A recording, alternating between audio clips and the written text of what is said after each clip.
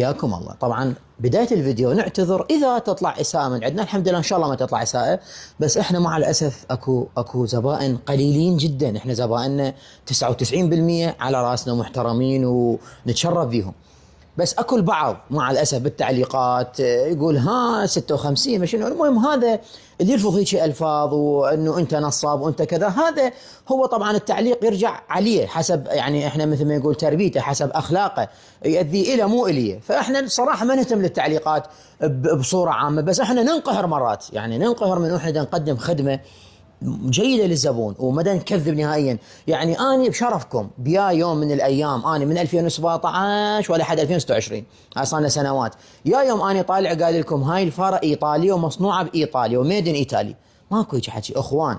إحنا المنتجات الإيطالية نقول لكم عليها إيطالية، منتجات الكوريا نقول لكم كوريا، الصينيه نقول لكم صينيه. احنا حتى اذا نشتغل بالصيني نجيب صيني درجه اولى اللي هو اعلى شيء بالعالم. احنا 90% نشتغل بالاوروبي و10% نشتغل بالصيني الدرجه اولى. زين، اكو بعد عدد البراندات الصينيه، اكو براندات اصل البراند امريكي.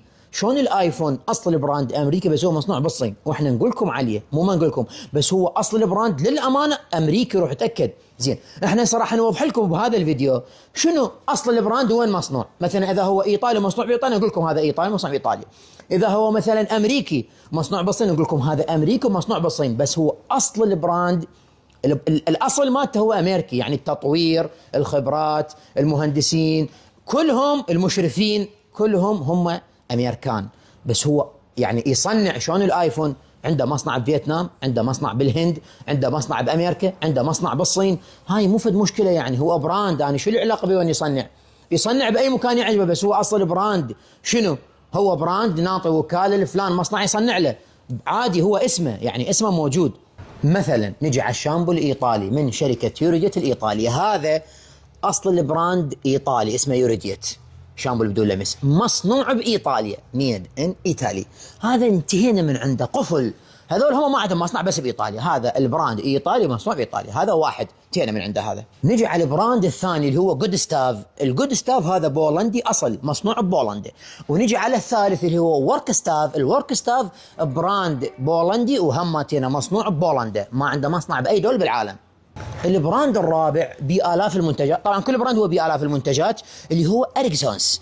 هذا اريكسونز اصل البراند ايطالي ومصنوع بايطاليا من امه، ميد ان ايطالي، ايطالي اصل. هذا ما عندهم مصنع بغير دوله بالعالم بس بايطاليا.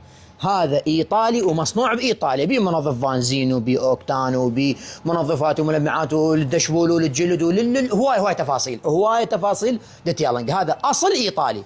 عمر الشركه اللي صانعه هذا المنتج 100 سنه، اريكسون. يعني من اقول لك انا روح ابحث، انت روح سرج، روح تاكد، روح راسلهم، قول لهم ابو تشادر اصلا ايش يقول، بس اقول لك إيه هذا وكينه. يعني انا من اقول لك ترى ما اكذب عليك، يعني اعطيك دليل، روح انت اليوم ماكو احد ما يعرف. نجي على البراند الخامس اللي هو فيو ماكس. هذا فيو ماكس هذا اصل البراند كوري ومصنوع بكوريا، ميد ان كوريا. هذا كوري وكاله اصل براند يصنع ماسحات، افضل مصنع للماسحات بكوريا، هذا بكوريا ومصنوع بكوريا، يعني من امه.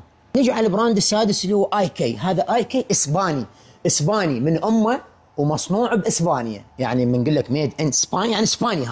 هذا من امه اصل. نجي على العطر الماي شلدون. العطر الماي شلدون ياباني الاصل، الشركه مالته باليابان، المقاماتهم باليابان، بس عندهم مصانع بتايلاند، وعندهم بتايوان، وعندهم باليابان، وعندهم بامريكا، عندهم مصانع بكل دول العالم تقريبا، لان شركه عملاقه.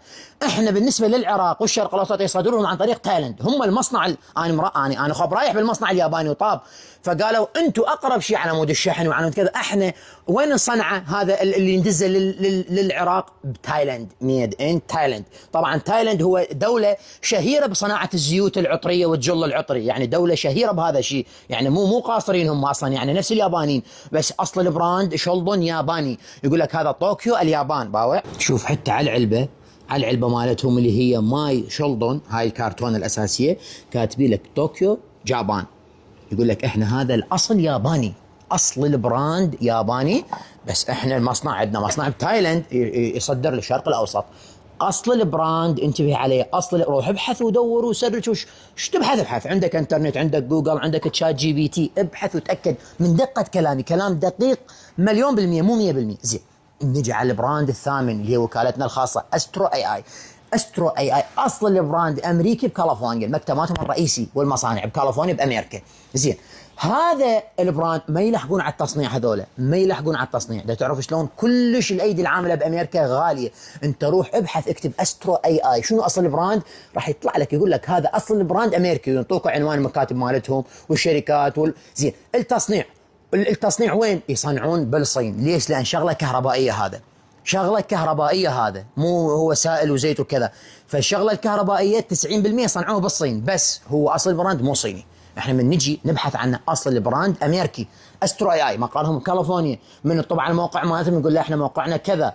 تعرف شلون؟ عندهم مصانع بفيتنام، عندهم مصانع بالصين، عندهم مصانع بامريكا، بس هم ما يغطون حاجه السوق. تعرف هذول عندهم موزعين بكل دول العالم، من ضمنهم العراق، احنا وكلاهم الحصريين. فانت من تجي على اصل البراند نفس الايفون، هذا نفس الايفون بالضبط. الايفون الاصل تشتري انت هو اصله امريكي، بس هو الشركه اللي عندها مصانع بالصين تصنع، يقول لك ميد ان تشاينا، بس هو مو اصل البراند صيني. هاي تفرق.